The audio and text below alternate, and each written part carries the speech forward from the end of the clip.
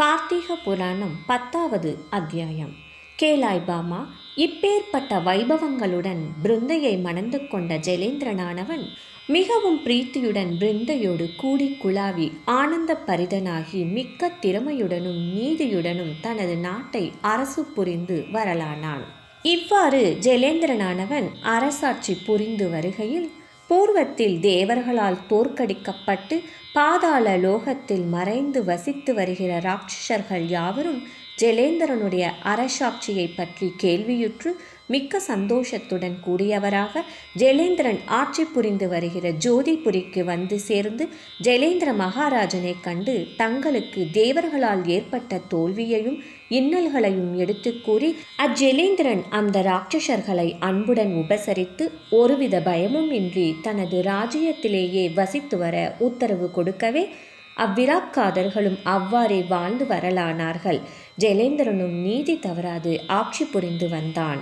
அப்படி இருக்கையில் ஒரு நாள் நாரத மகரிஷியானவர் பஞ்ச உஷற்காலத்தில் எழுந்து கங்கைக்கு சென்று நீராடி சந்தியாவந்தனம் ஜபதாப் அனுஷ்டானங்களையும் முடித்துக்கொண்டு வைகுண்டத்திற்கேகி லக்ஷ்மி சமேதராக விளங்கும் ஸ்ரீமன் நாராயணனை நமஸ்கரித்து அன்னவரின் ஆசீர்வாதம் பெற்ற பின்னர் சத்தியலோகம் சென்று தன் மாதா பிதாவாகிய சரஸ்வதி தேவியையும் பிரம்மாவையும் அடிபணிந்து வணங்கி அன்னையரின் ஆசியையும் பெற்று அங்கிருந்து கைலாயத்தை அடைந்து உமா மகேஸ்வரர்களை கண்டு தன் பணிந்து வணங்கி ஆசி பெற்று புறப்பட்டு அமராவதி பட்டணத்தின் வழியாக வந்து ஆங்காங்குள்ள அற்புதங்களை கண்டுகளித்து தனது காரியமாகிய களங்கத்திற்கு இதுவரையில் ஒருவிதமான நிகழ்ச்சியும் ஏற்படவில்லையே என மனம் கலங்கி சற்று யோசித்து இன்று ஒரு கலகத்தை விளைவிக்காத பட்சத்தில் எனது தந்தையின் சாபம் பழித்து விடுமோ, எனது வயிறு உப்பி என் சிரசு 1000 சுக்குகளாக வெடித்து விடுமோ என பயந்து பிரம்மாவை தியானித்து ஞான திருஷ்டியால் அறிந்தவனாய் அசுர ராஜனான ஜெலேந்திரன் ராஜ்ய பரிபாலனம் செய்கின்ற ஜோதிபுரி என்ற நகரத்திற்கு சென்று ஏதாவது ஒரு சூழ்ச்சியால் தமது கைவரிசையை காண்பிக்கலாம் என நினைத்து நாராயணனை ஸ்மரித்து தனது வீணா கானத்தோடு பகவன் நாமாவை இணைத்து பூஜித்து கொண்டே ஜோதிபுரிக்கு வந்து சேர்ந்து ஜெலேந்திரனுடைய கொலு மண்டபத்திற்கு வந்து சேர்ந்தார். இவ்வாறு நாரத பகவான் வருவதை பார்த்த ஜெலேந்திரனும் எதிர்ச்சென்று அழைத்து சாஷ்டாங்கமாக நமஸ்கரித்து ஷோடச உபச்சாரங்களால் உபசரித்து தனது கொலு மண்டபத்தில் திவ்யமான பொற்பீடத்தில் அமரச் செய்து, ஹே சுவாமி, தாங்கள் வருகையால் நான் கிருதாந்தனானேன் என வணங்கி ஜெலேந்திரனை நாரதர் ஆசிர்வதித்து அரச பீடத்தில் அமரச் செய்த பின், ஓ ஜெலேந்திரனே, உனது ராஜ்ய பரிபாலனம் சாமர்த்தியத்தையும் நீதி வலுவாத முறையையும் கேள்வியுற்று நான் மிகவும் சந்தோஷமடைந்தேன். மேலும் நீ ருத்ராட்சன் பெற்ற அரசன் அல்லவா? ஆகையினால் நீ தர்மத்தை ஒரு காலமும் மீறி நடக்காதே. அதனால் உனக்கு புகழும் கீர்த்தியும் மிகவும் விருத்தியாகும் என்று கூற அதை கேட்ட ஜெலேந்திரனும் அடிபணிந்து வணங்கி, இவையெல்லாம் தாங்கள் ஆசீர்வாத பலமே ஆகும் என்று கூறி, ஹே முனிபுங்கவரே, தாங்கள் எங்கிருந்து வருகிறீர்கள்? வரும் வழியில் என்னென்ன அற்புதங்களை கண்டீர்கள்? ஏதேனும் சொல்லத்தக்கதெனில் கேட்க ஆசைப்படுகிறேன் சுவாமி, தெரிவியுங்கள் என்று கூறவும் நாரதர், ஹே ஜெலேந்திரனே, உன்னிடம் சொல்லத்தகாத விஷயம் என்னிடம் யாதொன்றும் இல்லை. ஒளிவு மறைவு இன்றி கூறுகிறேன். நான் வைகுண்டநாதரையும் சத்தியலோகநாதரையும் கைலாயபதியையும் தரிசித்து வரும் வழியில் அமராவதி பட்டணத்தை அடைந்தேன். ஆகா, அப்பட்டணத்தின் அழகை கண்டு வர்ணிக்க 1000 நாவை படைத்த ஆதிசேடனாலும் முடியாத காரியம். அப்பேற்பட்ட அழகை கொண்டுள்ள அப்பட்டணம் என அறிவாயாக. மேலும் அங்கு குவிந்து கிடக்கின்ற நவரத்தினங்கள் ஓர்புறம், ஜீவரத்தினங்கள் ஓர்புறம், அதன் ஒளியும் சொல்லத்தரமல்ல. ஒவ்வொரு ரத்தினங்களும் பலவித வர்ண ஜாலங்களை அள்ளி வீசி நகரெங்கும் ஒரே ஜோதிமயமாக விளங்குகிறது. அப்பேற்பட்ட பிரகாசம் பொருந்திய ஜீவரத்தினம் ஒன்று கூட உனது ராஜ்யத்தில் இருப்பதாக தெரியவில்லையே. உனது கொலு மண்டபத்தில் அப்பேற்பட்ட ரத்தினம் ஒன்று இருக்குமானால் போதும், உனது அரண்மனை பூராவும் ஜாஜ்வல்யமாக பிரகாசிக்கும் என்று நாரதர் கூற கேட்ட ஜெலேந்திரன், ஹே சுவாமி, அப்பேற்பட்ட ரத்தினங்களை அடையும்படியான மார்க்கம் ஏதேனும் இருந்தால் எனக்கு தாங்கள் கூற வேண்டும். எனவே நாரதர் சிரித்துக்கொண்டு, ஜெலேந்திரனே, நன்றாக சொன்னாய். உனக்கு விஷயம் தெரியாது போலிருக்கிறது. உனது பொருளை நீ அடைவதற்கு என்னிடமா மார்க்கம் கேட்கிறாய்? அந்த அமராவதி பட்டணத்தில் இருக்கும் சகல ரத்தினங்களும் மற்றும் உள்ள சகல ஐஸ்வர்யங்களும் உனக்கு சொந்தமானவையே, நீ அறிய மாட்டாய். ஜெயலேந்திரா, இதோ பார் ராகுவை.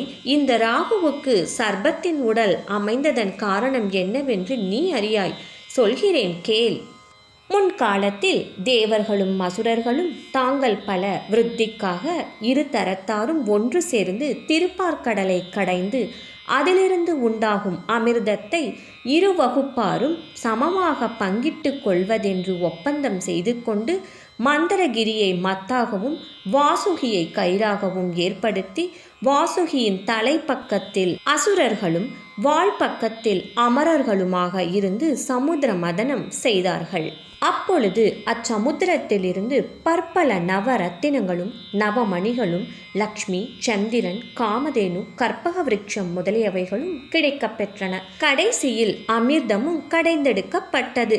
அவ்வாறு கிடைக்கப்பெற்ற அமிர்தத்தை தேவர்களும் அசுரர்களும் சமமாக பங்கிட்டு கொடுப்பது யார் என்ற பிரச்சனை தோன்றி இருதரத்தாரும் ஒருவருக்கொருவர் சச்சரவு செய்து கொண்டிருக்கும் தருணத்தில் அதை அறிந்த நாராயணன் மோகினி வடிவம் கொண்டு அங்கு தோன்ற அம்மோகினியை கண்ட அசுரர்கள் மெய்மறந்தவர்களாக மயங்கி இருக்கையில் மோகினி அவதாரம் எடுத்து வந்துள்ள பகவான் அமிர்த கலசத்தை தன் கையில் எடுத்துக்கொண்டு தேவர்களின் நடுவில் நின்று இருதரப்பாரையும் நோக்கி தேவர்களை ஒரு பக்கமாகவும் அசுரர்களை ஒரு பக்கமாகவும் இருக்கச் சொல்லி, நான் இந்த அமிர்தத்தை உங்களுக்கு சமமாக பங்கிட்டு தருகிறேன் என்று கூறி சமாதானப்படுத்தி பகவான் தனது மாயையால் அசுரர்களை மயக்கி தேவர்களுக்கு மாத்திரம் அமிர்தத்தை பரிமாறிக்கொண்டிருக்க, இந்த சூதை அறிந்த ஓர் அசுரன் மகா தந்திரசாலியானதால் தேவ வடிவம் கொண்டு தேவபந்தியில் போய் உட்கார்ந்து தனக்கு கிடைத்த ஒரு பங்கு அமிர்தத்தை புசித்து விட்டான். இதை அறிந்த மோகினி வடிவம் கொண்ட பகவான் தன் கையில் இருந்த அகப்பையால் அவ்வசுரனின் தலையில் அடிக்க சிரம் அறுபட்டு கீழே விழுந்தது. அவ்வாறு விழுந்துவிட்ட சிரசை ஒரு பாம்பின் தலையை வெட்டி அப்பாம்பின் உடலை அவ்வசுரனின் சிரசுக்கும் அவ்வசுரனின் உடலை அப்பாம்பின் தலைக்குமாக பொருத்தி ராகு கேதுகள் என்ற இரு கிரகங்களாக ஏற்பட்டது. இந்த ராகுவே அமிர்தபானம் பண்ணிய அவ்வசுரன் என்று அறிவாய். இவனது தலையானது அறுபட்ட காரணத்தினால் இவனுக்கு ராகு என்ற பெயர் வந்தது. ஆகையினால் இனிமேல் இரத்தினங்களை அடைவதற்காக எவ்வித முயற்சி செய்ய வேண்டுமோ அதன்படி செய்வாயாக என்று கூறி ஜெயலேந்திரனுக்கு ஆசி கூறி விடை பெற்று சென்றார். அப்பால் ஜெயலேந்திரன் சற்று நேரம் ஆலோசித்து, ஆம், நாரதர் சொன்னவையெல்லாம் உண்மையே. தேவர்கள் மோசக்கருத்துடன் நம் இனத்தாரை மயக்கச் செய்து இரத்தினங்களை எல்லாம் கொள்ளை கொண்டிருக்கிறார்கள். இது தகாத செயல்தான் என்று மிக்க ஆக்ரோஷத்துடன் பல்லை நரநரவென கடித்து கொண்டு, அட துரோகி தேவேந்திரா, தேவர்களுக்கெல்லாம் அரசன் என்ற பதவி உனக்கு தகுமா? எப்பொழுது இரு தரத்தாரும் சேர்ந்து சமுத்திரத்தை மதனம் செய்தீர்களோ அதன்படி சமுத்திரத்தில் கிடைக்கப்பெற்ற சகல வஸ்துக்களும் சமமாக இரு தரப்பாரும் அடைந்து கொள்ள வேண்டும். இதுவே நியாயமாகும். அதன்றி நீயும் தேவர்களுமே சகல ரத்தினங்களையும் ஐஸ்வர்யங்களையும் கொள்ளை கொண்டு அனுபவிப்பது முறையல்ல. இவையெல்லாம் கபடத்துடன் செய்த சூழ்ச்சியன்றி வேறில்லை. இருக்கட்டும், அடே இந்திரா, உன்னிடம் இருக்கும் இரத்தினங்களை நான் அடையாமல் இருக்கப் போவது இல்லை. அப்படி அடையாவிடில் நான் ஜெயலேந்திரன் அல்ல என்று உடனே தூதுவர்களை நோக்கவே கஸ்மரன் என்ற ஓர் தூதன் அடிபணிந்து அரசன் முன் வந்து நிற்க, ஜெயலேந்திரன், அடே கஸ்மரா, நீ இந்த க்ஷணமே தேவலோகம் சென்று தேவசபா மண்டபத்தில் வீற்றிருக்கும் தேவேந்திரனிடம் நமது மகாராஜாவான ஜெயலேந்திரசுரன் முன் சமுத்திர மதனம் செய்த காலத்தில் உண்டான ஐஸ்வர்யங்கள் எல்லாம் நமக்கும் பாகம் கொடுக்காமல் நீர் அபகரித்து கொண்டு வந்திருக்கிறீர். ஆகவே நமக்கு சேர வேண்டிய இரத்தினங்களை உடனே வாங்கி கொண்டு வரும்படியாக கட்டளையிட்டிருக்கிறார்.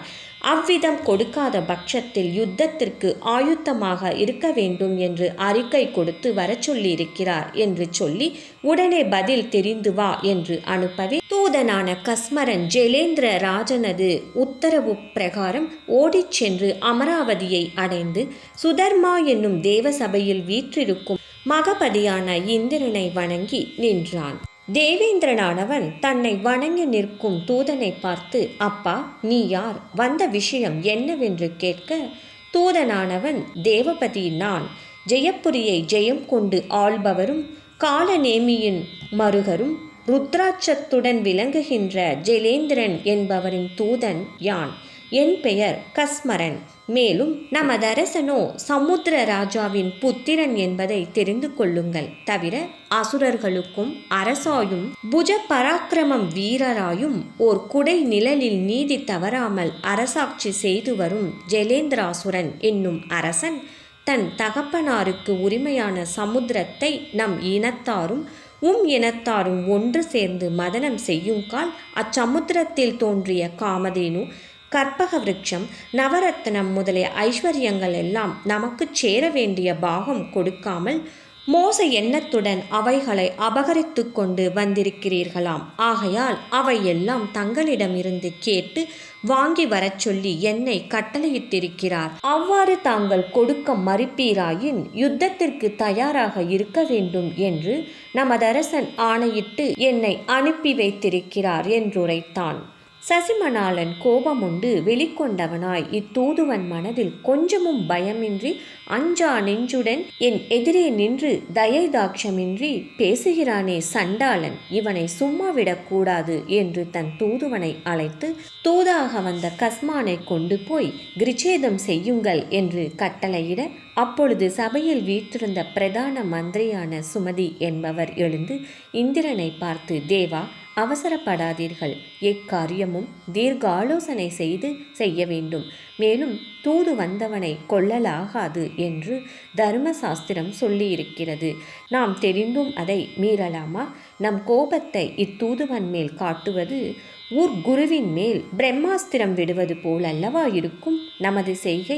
ஆகையால் நம்மை நாடி வந்த தூதனை ஹிதம் சொல்லி அனுப்புவதே உசித்தம் என்றுரைத்த மந்திரியின் மொழியை கேட்டு இந்திரனானவன், ஆம், அதுவும் உண்மையே என்று கஸ்மரன் என்ற தூதனை நோக்கி, ஓ கஸ்மானே, நீ உனது அரசிடம் சென்று சொல்ல வேண்டிய விஷயம் யாதெனில், சமுத்திரமானது எங்களாலும் உங்களாலும் கடையப்பட்டது வாஸ்தவமே. என்றாலும் எனது வஜ்ராயுதத்தின் பயத்தினால் சில பர்வதங்கள் சமுத்திரத்தில் ஒளிந்து மறைந்திருக்கின்றன. தவிர எனக்கு சத்ருக்களான சில ராட்சசர்கள் என்னால் ரட்சிக்கப்பட்ட காரணத்தினால் அந்த ராட்சசர்கள் தங்களுக்கு கிடைத்த ரத்தினங்களையும் ஐஸ்வர்யங்களையும் எனக்கு கொடுத்து விட்டார்கள். ஆகவே நான் வேறு விதமாக மோசக்கருத்துடன் அபகரித்து கொள்ளவில்லை. ஆகையால் நியாயப்படி சமுத்திர மதன காலத்தில் கிடைக்கப்பெற்ற ரத்தினங்களும் மற்றும் உள்ள சகல ஐஸ்வர்யங்களும் எனக்கே உரியது.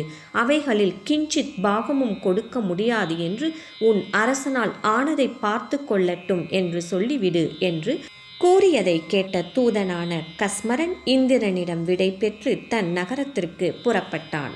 இப்படி இருக்க ஜெலேந்திரன் தூது சென்ற கஸ்மரன் இன்னும் வரவில்லையே என்று மகா கோபத்துடன் வீற்றிருக்க, அச்சமயத்தில் தூதனான கஸ்மரன் வந்து சேர்ந்து இந்திரன் கூறியபடி ஜெலேந்திரனிடம் தெரிவிக்க, அதை கேட்ட ஜெலேந்திரன் கோபம் மேலிட்டு கண்களில் தீப்பொறி பறக்க, ஓ இந்திரனே, என்ன கர்வம் உனக்கு?